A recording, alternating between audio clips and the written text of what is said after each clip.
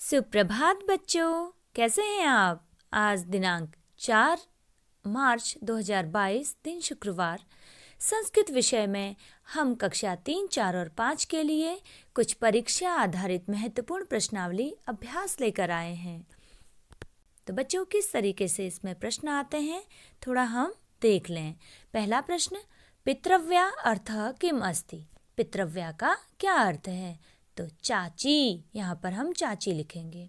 ख है, उत्पीठिका अर्थः किम अस्ति। ऐसे ही आप इसे भी पूर्ण करेंगे। प्रश्न नंबर 2 है, अनुजा अर्थः किम अस्ति। छोटी बहन। अनुजा का अर्थ होता है छोटी बहन, तो नीचे हम उसके उत्तर में छोटी बहन लिखेंगे। ख है, साकम अर्थः किम अस्ति। साकम का क्या अर्थ है? ऐसे ही आप इसे भी पूर्ण करेंगे। प्रश्न नंबर 3 है, विलोम शब्दान लिखत। विलोम शब्दों को लिखिए। सरलम का वक्रम, ऐसे ही सरलम का विलोम शब्द होता है वक्रम। ऐसे ही मित्रम, प्रभातम, ग्रीष्मः आदि का भी आप विलोम शब्द आगे लिखेंगे। प्रश्न नंबर 4 है, एक पदेन उत्तरत। एक शब्द में उत्तर दो। तो क है, बहूनि तीर्थस्थानानि कुत्र सन्ति। तो यहाँ पर बहुत से तीर्थ स्थान कहाँ हैं, इसको हम नीचे उत्तर में लिखेंगे एक शब्द में, उत्तराखंडे। ख है, चिपको वुमन नामना का प्रसिद्ध है। ऐसे ही आप एक शब्द में इसमें भी उत्तर लिखेंगे। अब प्रश्न नंबर 5 है, निम्नलिखित शब्दों के नाम संस्कृत में लिखिए। तो निम्न जैसे दादी, दादी को संस्कृत में कहा जाता है पितामही। ऐसे ही केला, बादल, भालू, इन शब्दों के नाम आप संस्कृत में लिखेंगे। प्रश्न नंबर 6, रिक्त स्थानों की पूर्ति करें। तो बच्चों, ऐसे प्रश्न भी आते हैं परीक्षाओं में। अस्माकं प्रदेशस्य नाम अस्ति। तो बीच में आप भरेंगे, हमारे प्रदेश का नाम है उत्तराखंड। तो अस्माकं प्रदेशस्य नाम उत्तराखंड अस्ति। ऐसे ही अगला आप लोग भरेंगे, अस्माकं राजधानी देहरादूनम अस्ति। प्रश्न नंबर 7, संस्कृत में संख्यावाची शब्द लिखें। तो बच्चों, यहाँ पर अंक दिए हैं, उनका संस्कृत में संख्यावाची शब्द लिखना है। जैसे 5 है, 5 को हम कहेंगे संस्कृत में पंच। ऐसे ही आगे आप लोग इन्हें पूर्ण करेंगे। प्रश्न नंबर 8 है, संस्कृत में अनुवाद करें। तो ऐसे प्रश्न भी आते हैं, जैसे संस्कृत में अनुवाद करना है, मैं पुस्तक पढ़ता हूँ। मैं, अहम, पुस्तक माने पुस्तकम, पढ़ता हूँ के लिए आता है पठामी। मैं के साथ, अहम के साथ पठामी आएगा। तो अहम पुस्तकम पठामी। ऐसे ही अगला मोर नाचता है, ऐसे भी करेंगे। अब प्रश्न नंबर 9 है, हिंदी भाषा में अर्थ लिखें। हिंदी भाषा में अर्थ लिखेंगे कुक्कुटः। कुक्कुटः माने होता है मुर्गा। ऐसे ही तटः, गुलिका, समीरा, इन्हें भी हिंदी भाषा में लिखा जाएगा। प्रश्न नंबर 10 है, उदाहरण के अनुसार लिखें। जैसे करोति, कुरुतः, कुर्वन्ति। तो ऐसे ही पठति, पठतः, पठन्ति, आगे इनको भी आप पूर्ण करेंगे। तो देखिए बच्चों, अगला प्रश्न है, सर्वदा शब्द का अर्थ लिखो। सर्वदा माने हमेशा, तो इसका अर्थ हम यहाँ पर लिख देंगे। अगला है, पितृव्यः शब्द का अर्थ लिखो।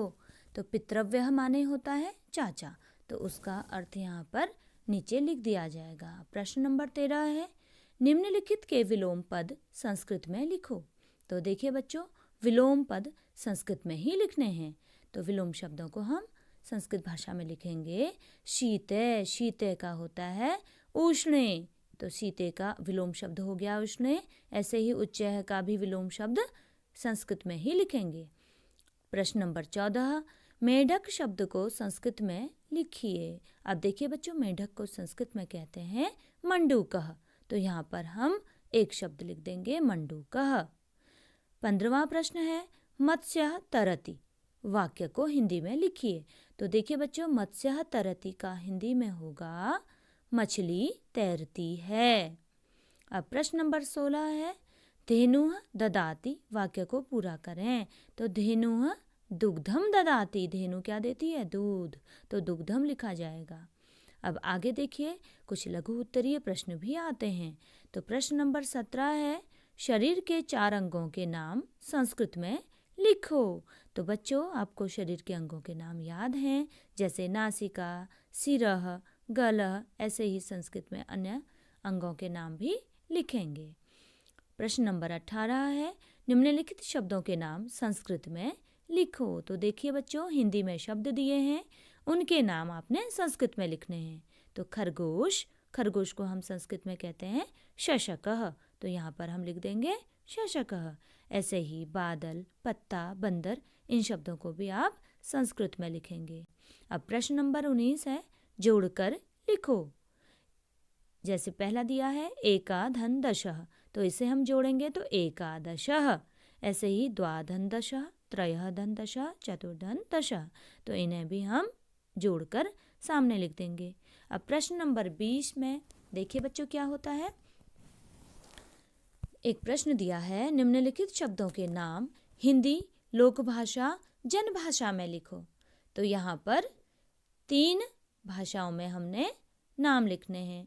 संस्कृत में दिए गए हैं अग्रजः, अग्रजः माने होता है हिंदी में बड़ा भाई। तो बड़े भाई को लोक भाषा में क्या कहते हैं?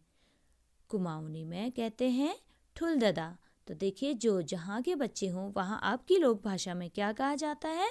बड़े भाई को आप उस शब्द को लोक भाषा के नीचे लिखेंगे। ऐसे ही अग्रजा और माता, इन्हें भी आप हिंदी और लोक भाषा में लिखेंगे।